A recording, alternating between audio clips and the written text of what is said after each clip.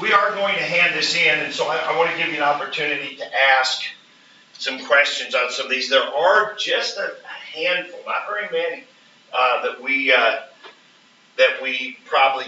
can't do, but quite a few of them that we can. Yes. Do you have a due date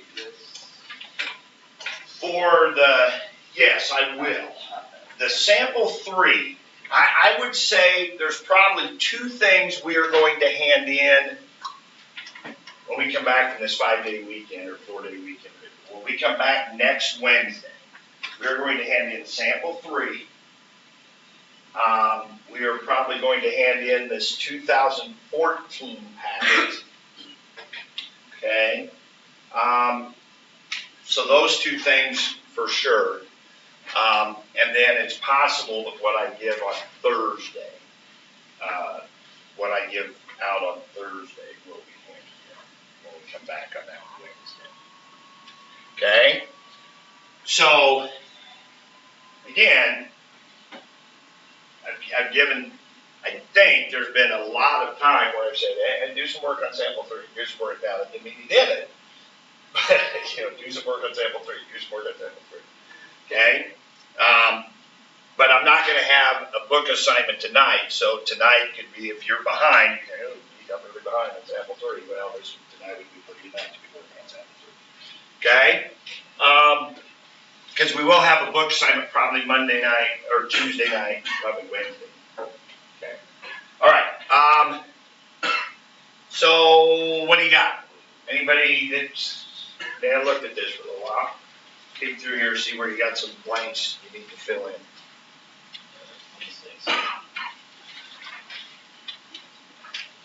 Okay, and we can skip around here wherever you need to go.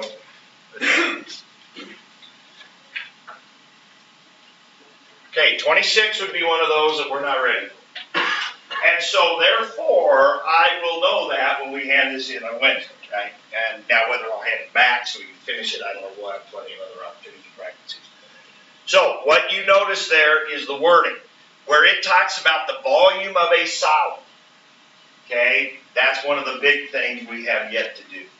Okay, we'll get started. We'll do an activity. We'll do a little activity where we're going to slice up some lemons and so forth, and get their volume and dunk them in water and calculate the displacement, the volume by displacement, and all kinds of different things. Next week sometime, that might be when we come back. That might be that Wednesday, the day we come back next week. Okay? So anyway, that's one we can do. So you see one of those that says volume, find the volume of the solid, talks about cross sections, that kind of thing. Can't do that. Okay, what else?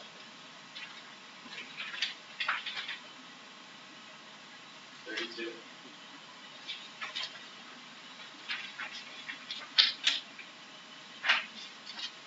Okay. Region bounded by the x-axis, part of the graph y equals cosine x and x equals 0 is divided into 2 regions by the line x equals c. So we have a cosine graph from 0 to pi halves, and x equals 0 is the y-axis, right?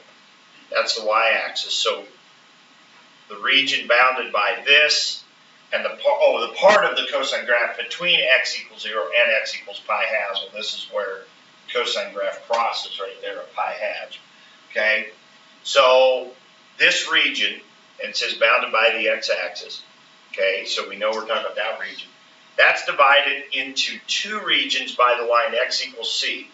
If the area of the region from 0 to c is equal to the area from c to pi halves, then c must be what? So in other words, fancy way of saying, where do we draw this line so that this side is the same as that side?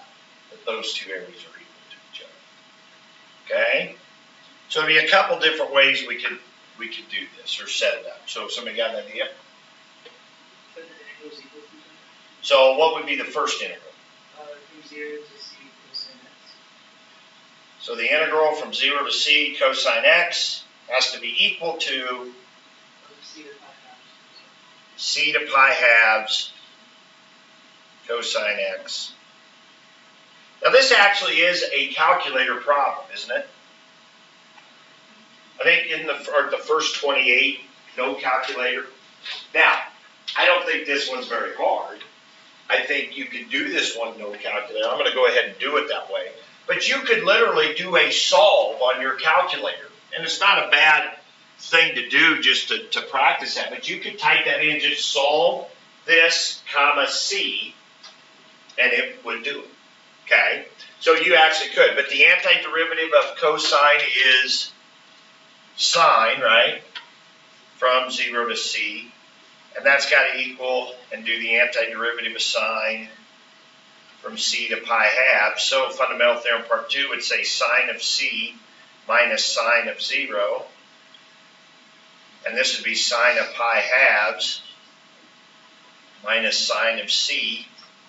So sine of 0 is just 0, so we get sine of C. What's sine of pi halves? 1 minus sine of C.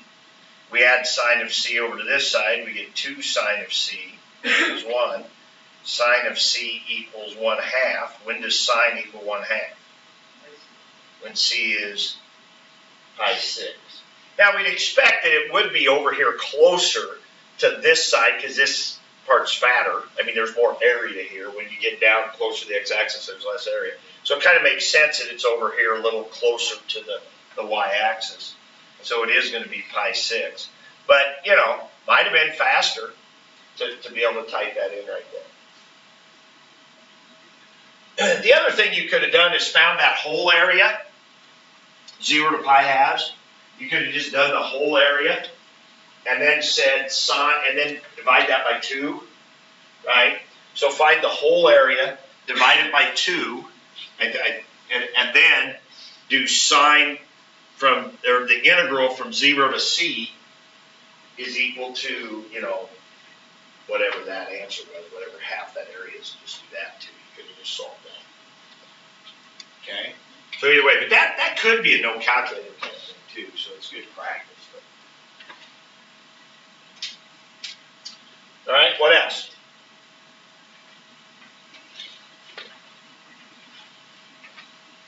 We can do any, free response, whatever.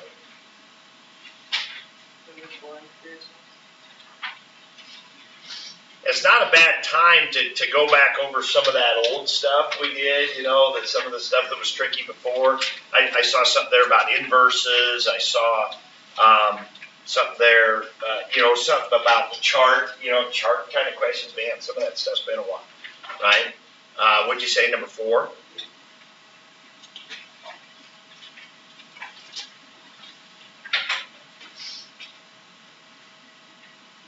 What do you think of right away when, I mean, at least I do, when you see a graph here and you see tangent lines touching a graph and you don't know what those points are where they touch? What do you think of? Shanghai, right? Shanghai. What was Shanghai? Shanghai was 2 different ways to do slope. 2 different ways to do slope, right? Now, typically with Shanghai, you had a tangent line, but you didn't know where it was touching, but you did know another point. Well, it turns out here, we have 2 points where we don't know where it's touching. But that's good, because that could be like 2 equations to unknowns kind of thing. Okay? And that, I think, is what we're going to get into here. So what is it saying? It's saying, show that A equals B minus 3. They kind of lead you through it here a little bit. They lead you through it here a little bit. Now, we wouldn't be able to do D yet. We wouldn't be able to do part D yet until tomorrow. Okay? Tomorrow we can do part D, so help remind me that. We'll come back to this after we do our lesson here tomorrow. Maybe we can do that on Wednesday. But we can come back. What they want is an integral that will give us this area in here. This area that's between all this junk here. Okay? And we'll be able to figure that out after what we do tomorrow.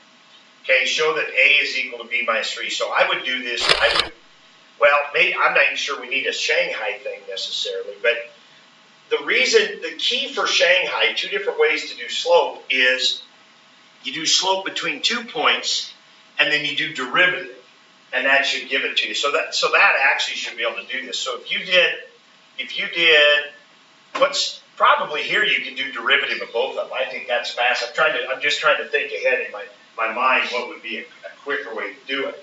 remember the key to Shanghai is two different ways to do slope. Now what we've said is, well, do the derivative of the curve that it's touching, because that's a slope, and then do the slope between 2 points, because that's another way to do slope. But again, go back to the key to Shanghai, it's two ways to do slope. Well, since we have two different curves, we can do two different derivatives. Does that make sense? So that's actually what I'm going to do. So I'm going to do f prime, that would be 2x, and I'm going to do g prime, and that would be 2 times x minus 3 to the first, and then kick out a 1.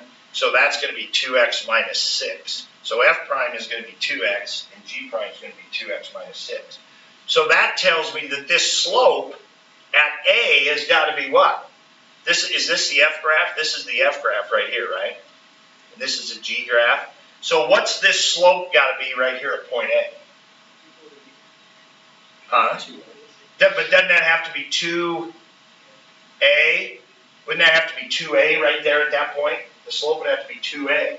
And what would the slope have to be at this point right here? 2b minus 6, right? So this would be the quickest way to do this, instead of doing slope between 2 points, because we'd have squares and all kinds of things. But I could have done the slope between this. I could have subtracted these y's. I could have subtracted those x's. And I could have got into something, and it would have been kind of messy, and it's some algebra, and it would have. But this is much easier, because what do you know about the slope here and the slope here? They got to be the same, because they're on a line. These 2 points are on this line. The slope is the same everywhere on this line. So 2b minus 6 has to equal 2a. So if you divide everything by 2, b minus 3 has got to equal a. So that's how you do the first one. Okay? I'm just curious enough. I'm not sure everybody understands what I'm saying.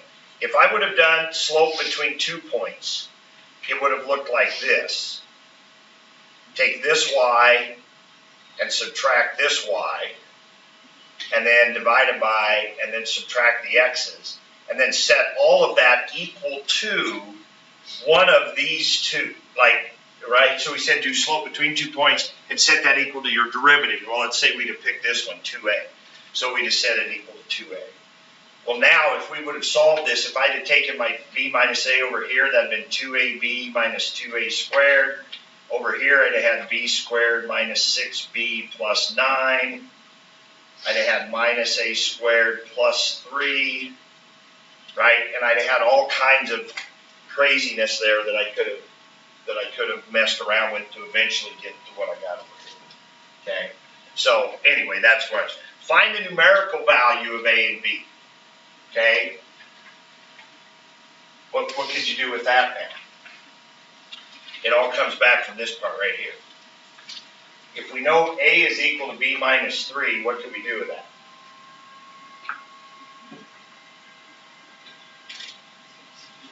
Substitute that into an equation. How about like this over here? Right? With that, could we simplify? Well, let's see, that probably simplifies down the same. Well, maybe we do need to do that. Yeah, I might be missing something.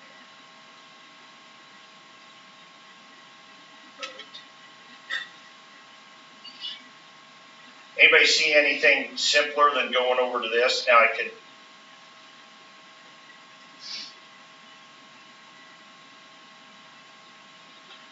Maybe we do have to do that.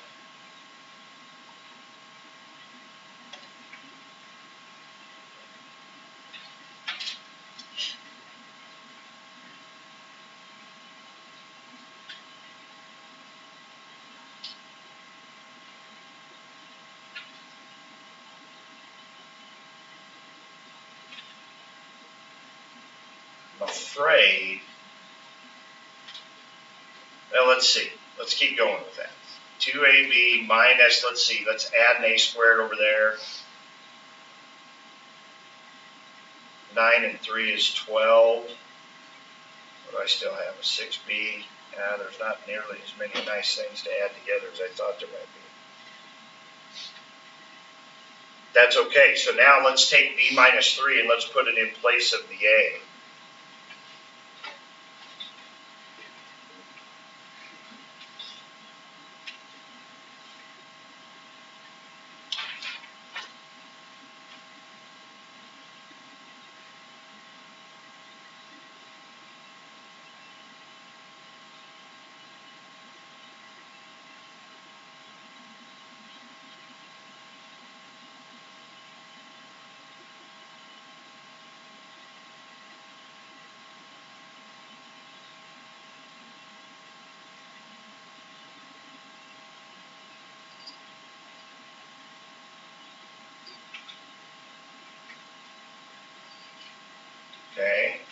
Am I missing anything here yet? I was afraid everything was gonna drop out, but I'm not sure it is. 50% is A for the B minus 3 at the top. Just you have A squared. Up there? Yeah, and then that just gives A, or 3 over B minus A, which is just 1. Like, 56. Well, look, okay, let's keep going here. Let's see what happens. I think it's gonna work okay here. So 2b squared minus b squared is b squared, and then I got a b squared on that side, so those are gonna drop out.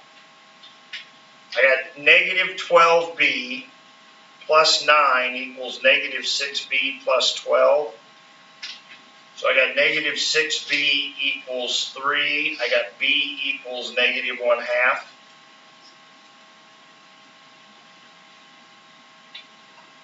I think there might have been an easier place. Where, Harish, what are you seeing? Like, if you we substitute A for the B minus 3, like, over, like, up top. Right here? No, for the B minus 3, because that's. Oh, put an A right here. And then that just becomes, So I'd have had 2a and then make this just a squared minus A squared plus. minus a squared plus 3 over, B minus and then do you not want to do the, Because then that'd just be 3 over B minus yeah, so b minus a though could be b minus and then b minus 3. So put my b minus 3 right in there, because now those a squareds drop out, Yeah, and then you get 3. Yeah. and then you get b minus b plus 3. So the b's drop out, so you get 3 over 3, which is 1, so you get 2a equals 1, you get a equals 1/2. But see, that's not, well, no, because if this is 1/2, then b would be 3.5, but I think yours might be right. I'm not sure the b, I don't, but where,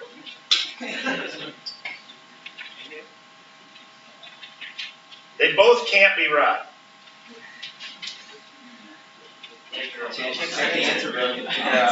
Well, wait a minute, no, I don't want to check the answer book yet, but, well, I can't see anything wrong with his.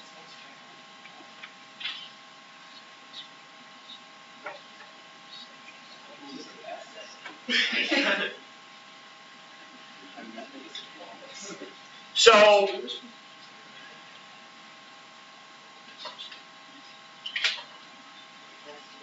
I don't see anything wrong with mine here, though.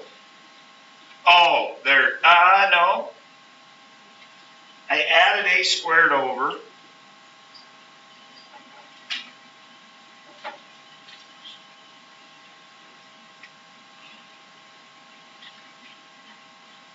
Isn't there like an issue, like when you have the b minus 3 squared, like on that second row, and then you go down there, wouldn't it be like plus 6? Ah, there it is. Yes. See, I was afraid of that. I thought, see, and that's what's going to happen is everything's, so right here, there's the issue. This is b squared minus 6b plus 9, but there's a negative in front of that.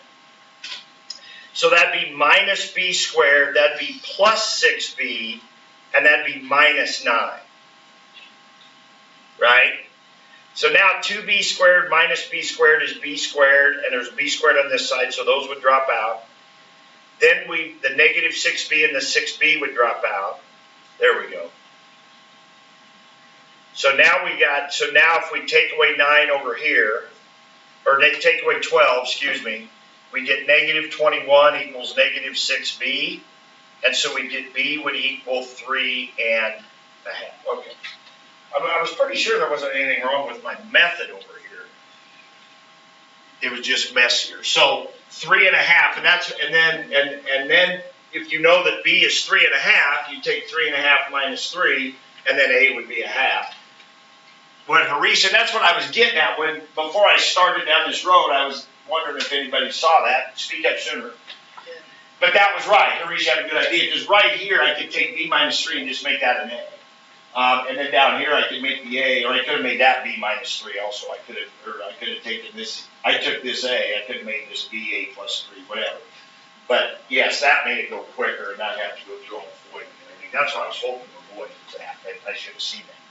But it doesn't matter if you didn't see it, but then you got to execute it. That's why it's nice to not have to go through all that algebra, because then chances of you making a silly mistake like I made right there, which I made on purpose, seeing if you guys would catch it.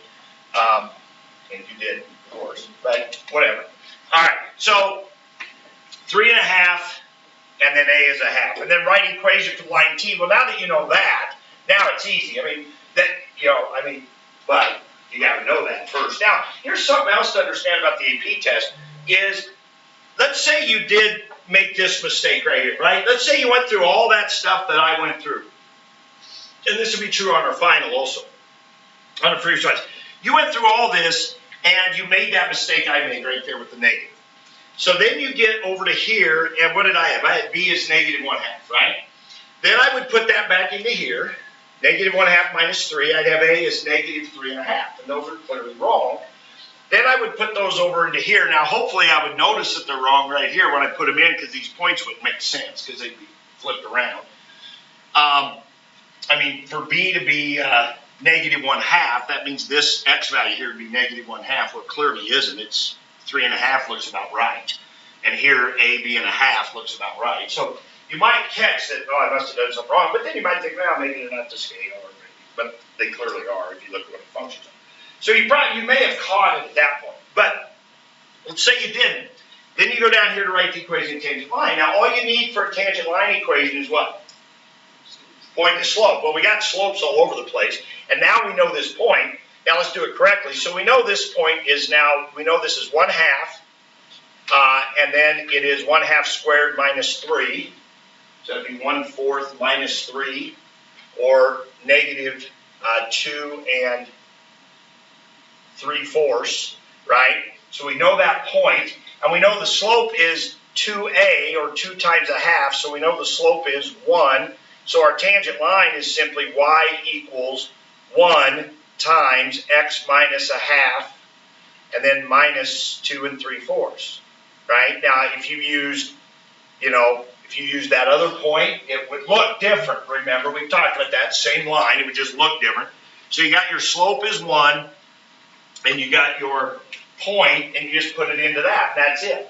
Okay, now if you were using the wrong A and B, because you had messed up in part B here, you would still get a lot of points for this, right? Matter of fact, you might even get all the points. If there was just 1 point for that tangent line equation, and you had messed up and gotten the wrong A and B, if you had used that correctly here, you'd have gotten that point. Okay, so, but it has to follow from your work. You can't just make up numbers to throw in there and think you're going to get it, right? It's got to follow from some previous work you did. All right, what else? And then D, we said we'll do length. Okay.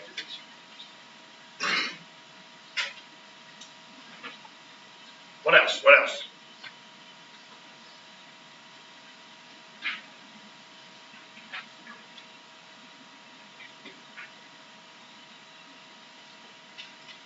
Anything back earlier we skipped? Any other free response? What's up?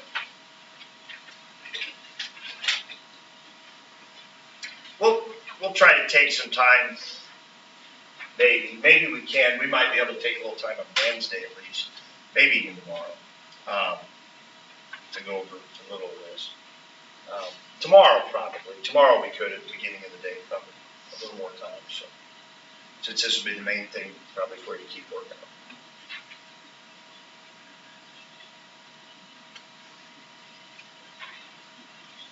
Yes.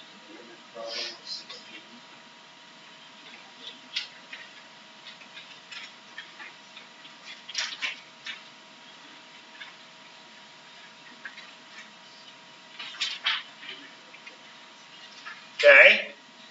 Yeah, that's related to our integral work we did back in chapter 5, the Riemann sum stuff. Now, one of the problems we've done in a packet, we did in an earlier packet, we went back to one of our older packets and we went and we cleaned those up and we looked at where they had to match an integral. We had to say what integral would that represent, right? Here they just want the answer. So, but I think the best way to do that is to write it as an integral. Write it as an integral and then do the integral, I think is what you want to do here. Okay, so you want to recognize that this be an integral. So you see n goes to infinity, means you're going to have an infinite number of rectangles. What's the 1 over n? That's the width of the rectangles, right? And another good thing to do is, okay, if they're going to be 1 over n wide and there's n of them, what does that tell you? What is that 1 then? What does that tell you? That the total width is 1. So this integral is going to go like from 0 to 1, 1 to 2, 2 to 3, 3 to 4, something like that. That tells you the total width is going to be 1. Okay, then the messy stuff in here was where the x would go. Remember that? So what we have here is we have 1 pi over n, 2 pi over n. Well, that would have been I pi over n. Well, that's where the x would go. So this integral should have been sine of what?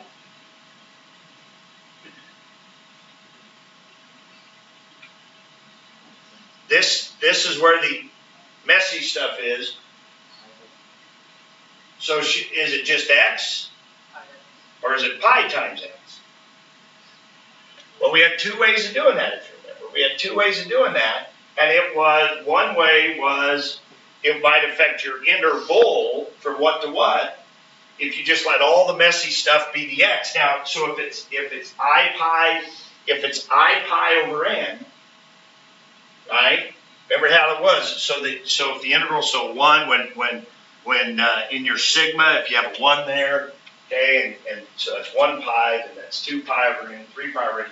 The difference is the width is only 1 over n. So if you said, hey, this starts at 0, what's the first thing we should plug in? We should go to 1 over n, but we're not, are we? We're going to pi over n, okay? So the 1 over n is really the key. So you're right. When you guys said put pi x in there, that is correct. You're going to want pi x in there because think about what the sigma, if you want to write this as a sigma first, that's not a bad idea, okay? So you'd say, well, that'd be sine I pi over n times I over n. Well, no, I'm sorry, just 1 over n. 1 over n's width. So when i's a 1, right, you got 1 over n. You go over 1 more width. When i's a 2, that's 2 over n. 3 over n, right? But it's got to be multiplied by pi. So that pi's got to stay in there. So the I over n, and we didn't do a lot with that in there, something like a pi or something. So the I over n, that's your 1 over n, 2 over n, 3 over n, 4 over n. You go over, keep going over 1 over n. So that's your x right there, okay? So that's good, good catch on it. And then this would just be 0 to 1, okay? Because the total width here, you know, is 1. Or you go all the way over n is 1, and then times pi. Okay, so now you do your antiderivative. That'd be negative cosine pi x. What do you do with that pi there then? What do you got to kick out? What do you kick out if there's a 2 there? 1/2 when you're doing the antiderivative, right? You kick out a 1/2, so you're going to have to kick out a 1 over pi. Okay, when you're doing the derivative, you would kick out a pi. When you're doing the antiderivative, right? Just a constant, so we kick that out. And then that'd be from 0 to 1. So you put a 1 in there, so you got negative cosine pi times 1 over pi, and then minus negative cosine, put a 0 in there, 0 times pi would be 0, times 1 over pi. 2 minuses turn to plus. What's cosine of pi? Cosine of pi is the cosine of the x. Negative 1. That turned to a positive 1, so that'd be 1 over pi plus, and then what's cosine of 0? Cosine of 0 is 1 times 1 over pi, so it's 1 over pi plus 1 over pi. It would be 2 over pi. 2 over pi.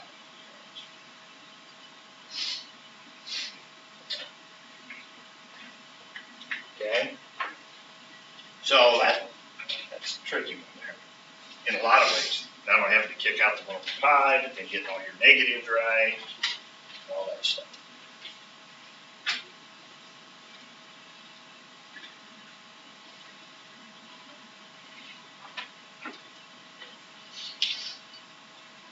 What about this one? What about 15? About the one right before. I mean, these are the ones nobody asks about because maybe you just think, well, these are simple. Okay, but they're, we got to get the simple ones, right? What's the rule for a 5 raised to the x cubed minus 2? What's the derivative? Isn't it the same thing? Just like e to the x, it's just 5 to the x cubed minus 2. Then you got to multiply by, yeah, that's the part you can't forget, ln 5 and 3x to the second. And it is not okay, and they didn't try to trick you with that, it is not okay to multiply the 3 and the 5 together, right? I mean, this 5 is attached as a base to a power. You can't take that 5 times that 3 and make that a 15.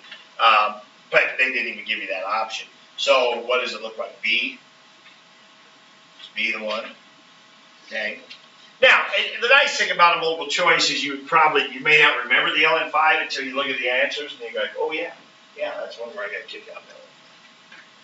Okay, let's shift over to the 2014 packet, if you would. And pull that up real quick.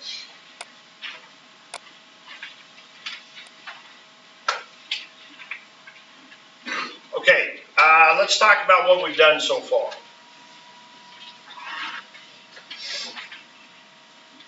We did number 1. How much in number 1? None of it? We didn't do any of it? Okay.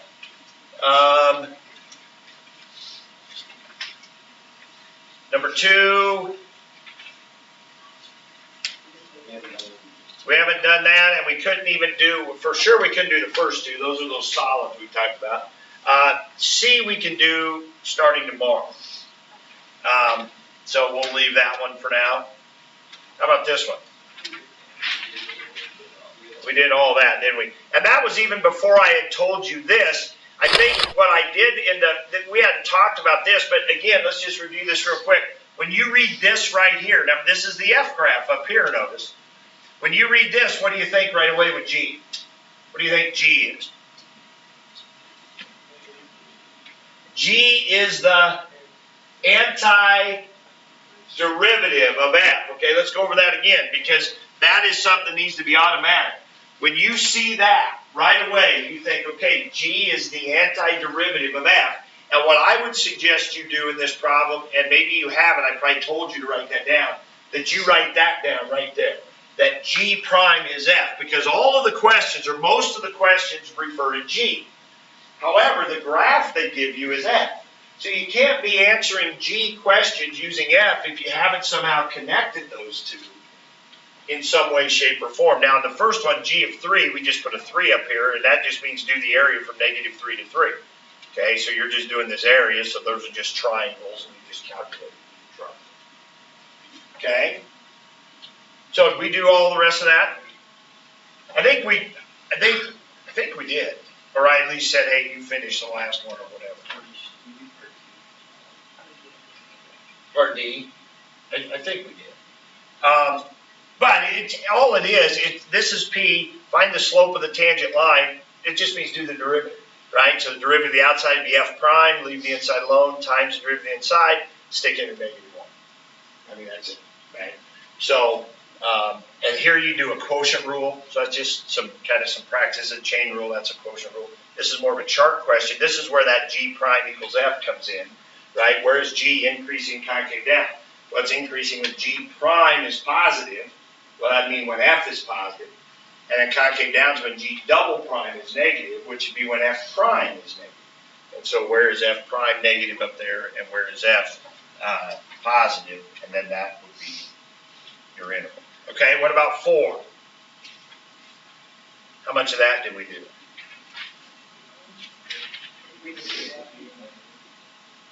Didn't do any of that? Hey, that's just a slope between 2 points. Average acceleration, you would take your velocity and just do the slope, because that'd be meters per minute, right? The derivative of velocity is acceleration.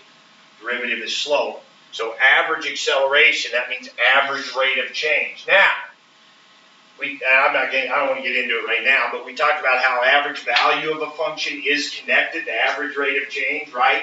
If you had an acceleration function, let me say that again, if you had an acceleration function and it asked for the average acceleration, then you could do that thing, that formula we have for average value, right? You could do the average value from whatever to whatever divided by, right? That's average value of a function, okay?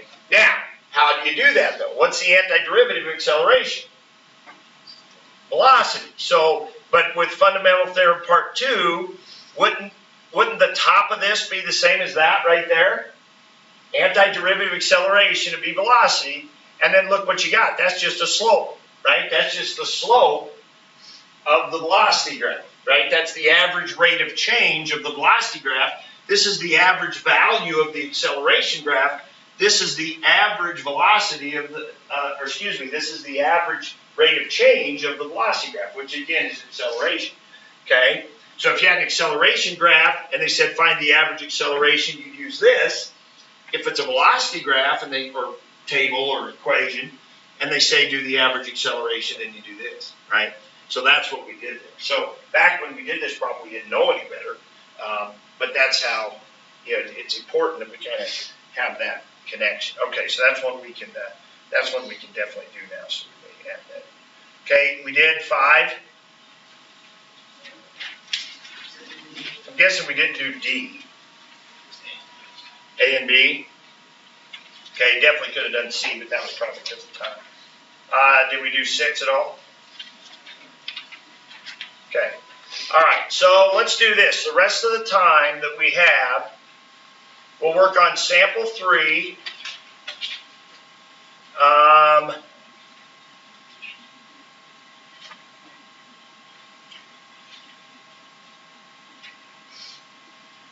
And let's do number 1 in 2014.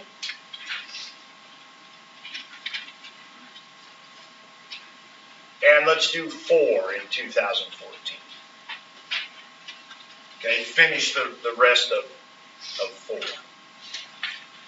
Okay, so sample 3, continue to work in sample 3, and then do 1 and 4 in 2014. Now, like I said, that's going to be handed in next week on Wednesday, with potentially also what I give you to work on Thursday in class. Okay, so if you want to work on more of 2014, because there is some more you can do, right? We talked about number 2, you probably can't, but the rest of them you probably can. Okay, but let's do 1 and 4 for sure. Okay, 1 and 4, and keep working in sample 3.